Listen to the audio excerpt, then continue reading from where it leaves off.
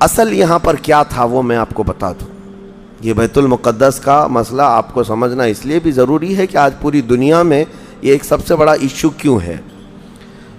اس کی بنیاد یہ ہے کہ حضرت آدم علیہ السلام کے بعد سے وہ جگہ مقدس تھی، فرشتوں کی تعمیر کی ہوئی، لیکن جب حضرت داؤد علیہ السلام تشریف لائے تو آپ نے، چونکہ آپ کی حکومت تھی اس وقت، آپ بادشاہ تھے، آپ نے ایک مسجد تعمیر کرنے کا حکم دیا، لیکن آپ کے زمانے میں وہ کام نہ ہو سکا، تو اپنے بیٹے حضرت سلیمان علیہ السلام کو انہوں نے حکم دیا. سلیمان علیہ السلام بادشاہ بھی ہوئے اور داؤد علیہ السلام کی کرسی پر بھی فائز ہوئے، اور وہ نبی بھی تھے، رسول بھی تھے، امت بھی تھی آپ کی. اور سلیمان علیہ السلام کو تو اللہ تعالیٰ نے ایسی طاقت دی تھی کہ وہ ہواؤں پر بھی حکومت کرتے اور جنات پر بھی حکومت کرتے. تو سلیمان علیہ السلام نے کام شروع کیا. یہ وہ جگہ تھی جہاں موسیٰ علیہ السلام عبادت کیا کرتے تھے. اس جگہ پر سلیمان علیہ السلام نے ایک مسجد بنانے کا حکم دیا، اور یہ جنات بنانا شروع کرتے ہیں. اس کا ذکر قرآن پاک میں بھی موجود ہے. حضرت سلیمان علیہ السلام نے جب پورا ڈیزائن دیا کہ اس طرح سے بننا ہے، تو پھر جنات تعمیر کرتے رہے، اور جنات اتنا خوف کھاتے تھے سلیمان علیہ السلام سے کہ وہ ایک لمحہ بھی حضرت سلیمان علیہ السلام سے غافل نہیں ہوتے یا حکم عدولی نہیں کرتے. ہوا یہ کہ کام ابھی کمپلیٹ نہیں ہوا تھا کہ سلیمان علیہ السلام کا انتقال ہوا، تو جنات بھاگ جاتے، لیکن اللہ کی مصلحت، حضرت سلیمان علیہ السلام لکڑی لے کر یوں کھڑے رہتے تھے، اپنا عصا لے کر کے کھڑے رہتے تھے اور کام دیکھتے رہتے تھے. جب تک سلیمان علیہ السلام کھڑے ہیں، تیزی سے جنات بڑے بڑے پتھر لاتے تعمیر کرتے رہتے تھے. انتقال ہوا سلیمان علیہ السلام کا، اور آپ ایسے ہی کھڑے رہ گئے. آپ کے کھڑے کھڑے وفات ہوئی ہے. اور اس طرح سلیمان علیہ السلام کی وفات کو سالوں گزر گئے، لیکن آپ وہاں سے ہٹے نہیں، کیونکہ کام چل رہا تھا. قرآن میں ہے، اللہ تعالیٰ فرماتا ہے جب لکڑی کو دیمک کھا گئی، کتنے سال گزر گئے ہوں گے. حضرت سلیمان علیہ السلام یوں ہی کھڑے تھے. اور عام دوسرے لوگوں کی موت تو چھوڑو، نیند میں کھڑا ہو کر کے دکھائے. وہ اللہ کے نبی تھے کہ انتقال کے بعد بھی وہ کھڑے رہے. روایتوں میں کئی سالوں تک، 10 سالوں تک آپ کھڑے رہے، اور اس کے بعد دیمک کھا گئی لکڑی کو تو لکڑی ٹوٹ گئی. تب سلیمان علیہ السلام زمین پر آ گرے. جنات اسی وقت جان گئے کہ یہ تو انتقال کر گئے. تب تک بیت المقدس کا کام کمپلیٹ ہو گیا تھا، جنات بھاگ گئے سب. یہ تعمیر، اس کو اصل میں بیت المقدس نہیں کہا جاتا تھا اس وقت، یہ ہیکل سلیمانی. یہ یہودیوں کے عقیدے کے اعتبار سے فرسٹ ٹیمپل ہے، پہلا مندر یا پہلی مسجد جو بھی ہے، مقدس تھی. یہ ہیکل سلیمانی جو سلیمان علیہ السلام نے جنات سے بنایا تھا، اور سلیمان علیہ السلام کی کرسی جہاں لگتی تھی، اس وقت حضرت سلیمان علیہ السلام نے جنات اور سرکش لوگوں سے اور جادوگر لوگوں سے سب چیزیں جادو کی چھین کر اپنی کرسی کے نیچے دفن کر دیا تھا. سب ختم کیا تھا کہ کوئی جادو ٹونا یہ سب چیزیں نہ ہوں، کیونکہ یہودی جادو کے پیچھے بہت بھاگتے تھے، صرف جادو میں ہی دن رات. آپ نے سب دفن کیا، اور اس کے بعد آپ کے انتقال کے بعد سالوں بیتے اور اسی طرح سے رہے. لیکن پھر یہ ہیکل سلیمانی کو ایک بادشاہ آیا جو عراق کا رہنے والا تھا، اس کی یہودیوں سے دشمنی تھی. اس نے ایسا حملہ کیا کہ پورے ہیکل کو توڑ ڈالا. یعنی جو جنات کا بنایا ہوا تھا اس کو مکمل طور سے مسمار کر دیا. ایک دیوار باقی رہ گئی، ایک دیوار باقی رہ گئی، جہاں جا کر کے آج یہ یہودی روتے ہیں، دیوار گریا اس کو کہتے ہیں. وہ اس زمانے کی ایک باقی رہ گئی، باقی پورا ہیکل گرا دیا. زمانہ بیت گیا، یہودی اس بات پر روتے رہے کہ ان کو مارا گیا، قتل کیا گیا. پھر عیسائیوں کا اس پر قبضہ رہا، پھر عیسائیوں سے یہودیوں نے ایک بار پھر حاصل کیا، پھر دوبارہ یہ ٹائٹس کے زمانے میں عیسائیوں نے مار کر کے پورے یہودیوں کو خون خون کر دیا.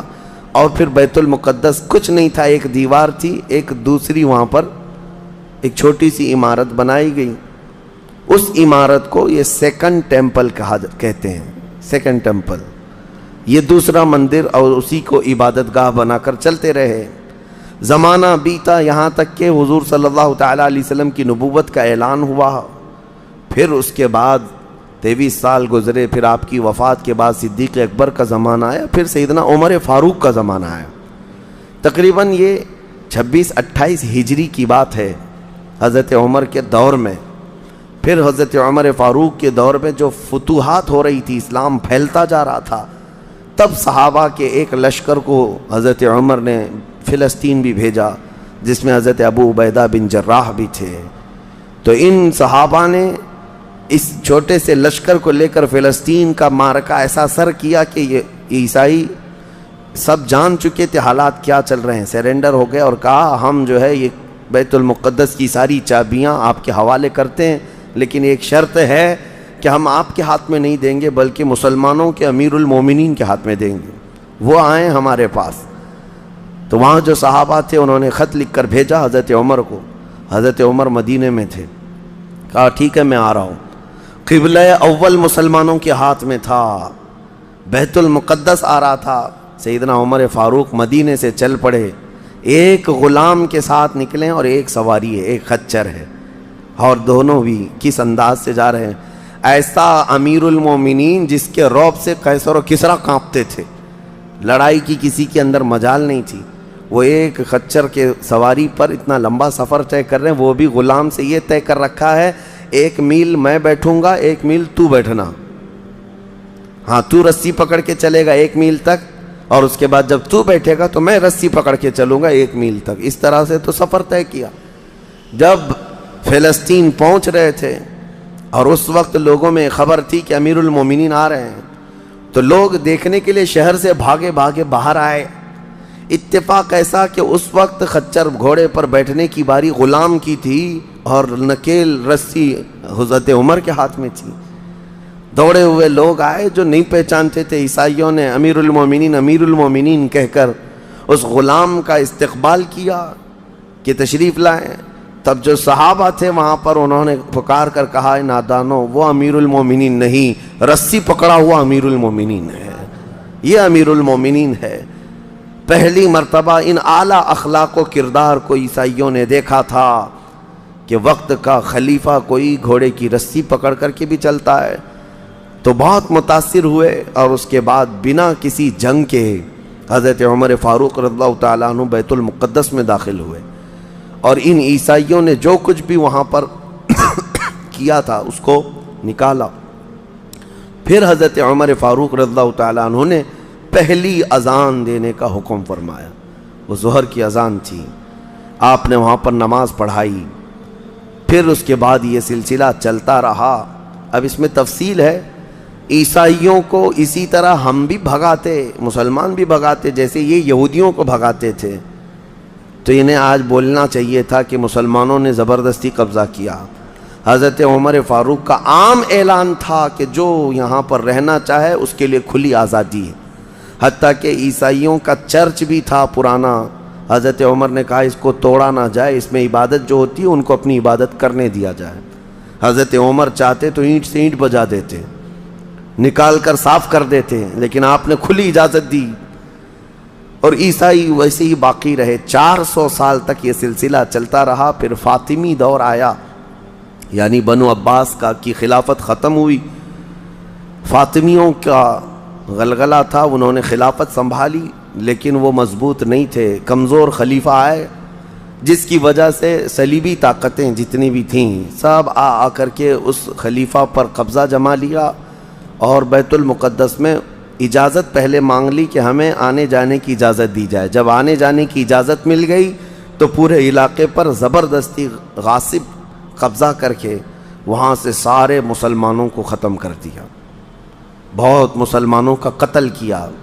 فلسطین کی سرزمین یہودیوں کے قتل سے بھی بھری ہے، مسلمانوں کے قتل سے بھی بھری ہے، اور یہودیوں نے عیسائیوں کا بھی قتل کیا ہے، لیکن مسلمانوں کا قتل عام کر کے یہ زبردستی فائز ہوئے ہیں کہ اس پہ بیت المقدس پر یہ قبضہ جو ہے 87 ایئرز تک چلتا رہا، 87 سال تک۔ یہ اس وقت کا المیہ تھا کہ مسلمان خلیفے تھے، گورنر تھے، بہت سارے حکمران تھے، رونا روتے تھے لیکن کوئی آگے بڑھنے کو تیار نہیں تھا۔ کردستان کا ایک شہزادہ صلاح الدین ایوبی جو نور الدین زنگی کے شاگرد تھے اور ان کی فوج کے سپاہی تھے، ان کو یہ روزانہ خبریں تھی کہ بیت المقدس میں سب کچھ اجاڑ دیا گیا ہے، مسلمانوں کی اذان بند ہے، وہاں نہ جمعہ کا خطبہ ہو سکتا ہے، نہ ہی عبادت کے لیے وہاں پر نماز پڑھی جا سکتی ہے۔ ایک دن گزر رہے تھے، انہوں نے ایک لکڑی کا ممبر بنوایا اور پھر عزم کر لیا کہ یہ ممبر میں بیت المقدس میں رکھ کر کے رہوں گا اور اس سے خطبہ دیا جائے گا۔ وہ ان کا عزم تھا اور اس پر لے کر کے چلتے رہے۔ تقریباً آپ نے 17 جنگیں لڑی ہیں، 17 جنگیں لڑی، اور صلاح الدین ایوبی کو جو درپیش مسائل تھے وہ کہا گیا ہے کہ پہلے تو انہوں نے جو روڈ میپ بنایا تھا اس حساب سے ان کو 2 سال کے اندر یہ جنگوں میں فتح کر لینا تھا۔ 2 سے 4 سال کے اندر ان کے دماغ میں یہ تھا کہ بیت المقدس کو میں حاصل کر لوں گا، لیکن فرماتے ہیں کہ اپنوں کی مخالفت اتنی تھی، جگہ جگہ سے کوئی مسلمان بیٹھا ہوا ہے، نواب بیٹھا ہے، کہیں کوئی کسی چھوٹے علاقے کا خلیفہ، کوئی گورنر، سب پکڑ پکڑ کر کے ان کی ٹانگ کھینچیں، ان کے فوجیوں میں ورغلائیں اور الگ الگ وسوسے ڈالیں، جس کی وجہ سے پہلے اپنوں سے بھڑتے بھڑتے آپ کو 18 سال لگ گئے۔ بیت المقدس پھر پہنچے، صلیبیوں سے معرکہ آرائیاں ہوتی رہیں، پھر وہ 87 سال کے بعد صلاح الدین ایوبی نے دوبارہ بیت المقدس کو ان عیسائیوں سے پاک کیا اور آپ نے وہ ممبر وہاں پر لگایا اور تاریخی خطبہ عطا کیا تھا۔ اس کے بعد وہ بیمار ہو گئے صلاح الدین ایوبی رحمۃ اللہ تعالی علیہ۔ 17 جنگیں جس نے لڑیں، اور عیسائی آج بھی صلاح الدین کے نام سے ڈرتے ہیں اور بہت سارے تعریف بھی کرتے ہیں کہ ایسا جرنیل ہم نے دیکھا ہی نہیں دنیا میں صلاح الدین ایوبی کی طرح۔ وہ خون کا پیاسا نہیں تھا، وہ امن کا پیاسا تھا۔ کتنے تو قیدی ایسے آتے تھے جن کو وہ صرف ایگریمنٹ کر کے آزاد کر دیتا۔ عیسائی اس بات پر آج بھی اقرار کرتے ہیں کہ جنگوں میں قید جو ہونے والے کو کوئی چھوڑتا نہیں ہے، لیکن صلاح الدین ایوبی ایک نہیں لاکھوں لوگوں کو آزاد کیا ہے، 1000 بھی نہیں، لاکھوں لوگوں کو آزاد کیا ہے۔ صلاح الدین ایوبی رحمۃ اللہ تعالی علیہ، اللہ ان کی تربت پر کروڑوں رحمتیں نازل فرمائے۔ حیرت کی بات یہ ہے کہ ان کا آخری وقت آیا تو رونے لگے، بستر پر رو رہے تھے۔ لوگوں نے پوچھا کہ کیا بات ہے؟ صلاح الدین ایوبی کہتے ہیں میں نے منت مانگی تھی اللہ سے کہ اے اللہ بیت المقدس فتح ہو جائے تو میں حج پہ جاؤں گا۔ کہا تو پھر کیا ہوا؟ کہا میرے پاس اتنے پیسے نہیں ہیں کہ میں حج کر سکوں۔ یہ وقت کا وہ عادل حکمران جس کی تاریخ عدل سے بھری ہوئی ہے، لیکن یہ بھی تاریخ ہے کہ مال لوٹ کر کے اگر اپنا محل بنایا ہوتا تو صلاح الدین کے بہت سارے آج محلات ہوتے، لیکن وہ آخر وقت بستر پر اس غم سے رو رہے تھے کہ میرے پاس حج پہ جانے کے لیے پیسے نہیں ہیں۔ جس کے زیر نگیں کتنے علاقے آتے تھے اس وقت، بہت سارے علاقوں کا وہ خلیفہ۔ لیکن میرے عزیزو، اسلام کی سچی تاریخ ایسے ہی خلفاء سے ہے، ایسے ہی خلفاء سے نظام ہے۔ پھر یہ زمانہ چلتا رہا، تقریباً 800 سال گزر گئے، 1921 آیا، 1921، یہ جو گزری ہوئی سینچری ہے ابھی ہماری، یہ فرسٹ ورلڈ وار جب ہوئی، پہلی جنگ عظیم، اس جنگ کے دوران یہودیوں نے زبردستی اجازت مانگی برطانیہ کو ثالث بنا کر کے، کیونکہ جب ترکی کی حکومت ختم ہو گئی جس کو خلافت عثمانیہ کہا جاتا ہے، جب وہ کمزور ہو کر گر گئی، کیونکہ ان کا دبدبہ تھا، یہ آخری خلافت ہے جو زمین پر تھی، اگرچہ خلافت کے نام سے جو مشہور رہی، تو حضور صلی اللہ تعالیٰ علیہ وسلم کی وفات کے بعد سے لے کر یہ ترکی کی خلافت عثمانیہ تک اس روئے زمین پر خلیفہ ہر زمانے میں کوئی نہ کوئی رہا، لیکن 1921 سے لے کر 1921 سے لے کر اب کا زمانہ آ گیا 2023، اتنے سال، 100 سال گزر گئے، پوری دنیا میں اب کوئی خلیفہ مسلمانوں کا نہیں رہا۔ بادشاہ تو بہت سارے ہیں، امیر المومنین اور خلیفہ کے نام سے اس روئے زمین پر اب کوئی نہیں۔ ان ظالموں نے ہماری خلافت کے نظام کو مار ڈالا، ختم کیا، خلافت کو زمین سے ختم کیا۔ اب لوگوں کو نیا لگتا ہے کہ خلافت کا مطلب کیا ہے. خلافت ایک نظام ہے، پورا نظام ہے. جب ڈیموکریسی ایک نظام ہے، کمیونزم ایک نظام ہے، تو اسی طرح سے خلافت جو ہے میرے مصطفیٰ کے نظام کا نام ہے. جب یہ ختم ہوا تو پھر 1921 میں یہودی جگہ جگہ سے جو مارے گئے تھے، اس وقت جرمن سے بھگائے جا رہے تھے، جینوسائیڈ کیا گیا تھا یہودیوں کا، جرمن میں مارا جا رہا تھا. تو ان کے اوپر دنیا والوں نے چنتک بیٹھک جس کو کہتے ہیں رحم کرنے کا کئی مرتبہ بیٹھکیں ہوئی. بڑے بڑے لوگوں نے کہا یہودی پوری دنیا میں مارے جا رہے ہیں اور یہ مظلوم ہیں، ان کو کہیں پناہ دی جائے. پناہ دینے کے لیے جب بات آئی تو فلسطین کا ایک چھوٹا سا علاقہ 4000 یہودیوں کو رہنے کی اجازت دی گئی. 1921 سے 4000 یہودیوں کو رہنے کی اجازت دی گئی. اور پھر جب وہ 4000 یہودی رہے تو بڑھتے بڑھتے دنیا بھر سے لوگ ہجرت کر کے یہودی وہاں جاتے رہے اور تقریباً 1947 جب ہمارے ہاں آزادی کا مسئلہ چل رہا تھا تب تک یہودی جو ہے لاکھوں کی تعداد میں وہاں جمع ہو چکے تھے. اور جمع ہو کر کے ان لوگوں نے، اور اسی وقت ہٹلر کا دور بھی ختم ہوا تھا اور ہٹلر نے ان کو بہت مارا تھا، جس کو ہولوکاسٹ کہا جاتا ہے، اور بہت زیادہ ظلم کیا تھا. تو یہ سب بھاگ کر کے فلسطین میں جمع ہوئے اور پھر ایک ایگریمنٹ سائن کروا لیا گیا دنیا کی بڑی بڑی طاقتوں سے کہ یہ اسرائیل ایک کنٹری ہے. فلسطین کو 2 حصوں میں بانٹ دیا گیا، آدھا عربوں میں آدھا یہودیوں میں. فلسطین کے 2 حصے کر دیے. تو آدھا یہودیوں کو ملا تو ٹھیک ہے، لیکن اس کے غصے میں عربوں میں جنگ شروع ہوئی. 1948 کے بعد پھر جنگوں کا آغاز ہو گیا. جارڈن، سیریا، مصر، ان لوگوں نے اسرائیل کے ساتھ، انہوں نے نئی کنٹری کا نام اسرائیل رکھا تھا، جنگ کیا. جب جنگ کرتے رہے اسرائیل اپنے پیر پھیلاتا رہا اور آگے بڑھتا رہا، کیونکہ اس وقت ان عربوں کے اندر یا جدید ہتھیار نہیں تھے. اسرائیل کو فلی طور پر امریکہ کا سپورٹ تھا، UK کا سپورٹ تھا، یورپ کا سپورٹ تھا.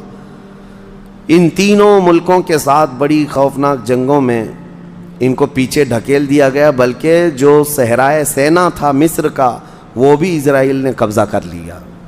طور سینا جس کو کہتے ہیں، کوہ طور، وہ بھی ان کے لیے مقدس تھا، وہ بھی حاصل کر لیا. پھر اس کے بعد دوسری جنگ بھی ہوئی تھی مصر کی، تب مصر نے وہ علاقہ واپس لیا اور اسرائیل کو سمیٹنے کی کوشش کرتے رہے. 3 بڑی جنگوں میں ہوا یہ کہ جب جنگ ہوتی رہی اسرائیل پھیلتا رہا. پھر 1978 کے قریب یا 75 کے آس پاس اسرائیل نے پورے طور پر فلسطین کا کنٹرول اپنے ہاتھ میں لے لیا، جس میں بیت المقدس بھی چلا گیا. یہ ہے تاریخ میں آدم علیہ السلام کے زمانے سے لے کر یہاں تک کی بتا رہا ہوں، مختصر جھلکیاں. اس کے بعد سے یہودیوں نے بیت المقدس کا کنٹرول اپنے ہاتھ میں لیا. حالانکہ UN کا یہ فیصلہ ہے کہ پورے اسرائیل کو یہ خاص طور پر تنبیہ کی گئی ہے کہ صرف مسجد اقصی جو بیت المقدس ہے اس کا کنٹرول اور اس کا مینجمنٹ، اس کے انتظامات یہودیوں کے ہاتھ میں بھی نہیں رہیں گے اور وہاں کے فلسطینی مسلمانوں کے ہاتھ میں بھی نہیں رہیں گے. یہ جارڈن کی حکومت کو دیا گیا ہے. جارڈن کی حکومت جس کو کسٹوڈین آف یہ کہا جاتا ہے بیت المقدس، وہ اس کے انتظام دیکھتی ہے. لیکن برائے نام ہے یہودیوں نے دھجیاں اڑا رکھی ہیں پورے دنیا بھر کے قوانین کی. جہاں ان کو پابندی تھی کہ یہاں نئے گھر نہیں بنائیں گے، ابھی 3-4 سال پہلے انہوں نے پورے مسلمانوں کے محلے کو ختم کر کے 200 گھر بنائے، یہودیوں کو آباد کیا. برسوں سے یہاں جو مسلمان تھے، ابھی آپ جا کر کے کبھی دیکھیں یروشلم، بیت اللحم جو بیت المقدس کے آس پاس کے علاقے، رام اللہ، 40 سال 45 سال ہو گئے دکانوں کو تالے لگے ہوئے ہیں، جالے لگے ہوئے ہیں، لیکن کھولنے کی اجازت نہیں ہے. اتنے پرانے وقت سے دکانیں بند ہیں. کہا کہ نہیں، یہودیوں کی طرف سے کوئی یہاں پر کھولنے کی اجازت نہیں ہے، مسلمانوں کے نام پر. اور اللہ کا فضل تو دیکھیں، وہ مسلمان کیسے جگرے والے لوگ ہیں. میں نے اپنی آنکھوں سے دیکھا ہے. ہر جگہ کی طبیعت کے اعتبار سے اللہ تعالیٰ مخلوق پیدا کیا ہے. ان ظالم غاصب اسرائیلیوں کو ہم نے دیکھا، یہ بندوق تانے بیت المقدس کے ہر دروازے پر کھڑے رہتے ہیں، اور مسلمانوں کا فلسطینی 8 سال کا بچہ آتا ہے، اس کی نال یوں پھینک کر کے مسجد میں اندر جاتا ہے، نماز پڑھتا ہے، پھر نکلتا ہے، اور وہ فوجی دیکھتا رہ جاتا ہے، کچھ نہیں کرتا۔ بسا اوقات گولیوں سے برساتے ہیں، روزانہ کا معمول یہ ہے۔ رات کو گولیوں کی بارش ہوئی، سمیٹ کر کے ختم کیا گیا، زخمی ہاسپٹل میں گئے، دوسرے دن دیکھا عصر کے بعد بیت المقدس کے باہر صحن جو ہے وہاں پر پھر عورتیں بچے سب جو روزانہ عصر سے لے کر مغرب تک اپنی روٹیاں اپنے کھانے لے کر کے آتی ہیں، بیٹھتی ہیں، ایسا لگتا ہے یہاں کچھ ہوا ہی نہیں، کچھ ہوا ہی نہیں۔ مائیں بچوں کو بچپن سے یہ چیز ڈال دیتی ہیں کہ بیٹا اگر تو ابھی گھر سے گیا نماز کے لیے تو ہمیں یہ یقین نہیں ہوتا کہ تیرا جسم آئے گا کہ تیری لاش آئے گی۔ ہر ماں کا یہ وہاں پر جذبہ ہے، اور یہ حدیث پاک میں موجود ہے۔ میرے آقا صلی اللہ علیہ وسلم نے فرمایا لا تزال طائفۃ من امتی، میری امت میں سے ایک جماعت ایسی رہے گی جو قیامت تک حق کے لیے لڑتی رہے گی، اور اللہ ان کا ناصر و مددگار ہوگا۔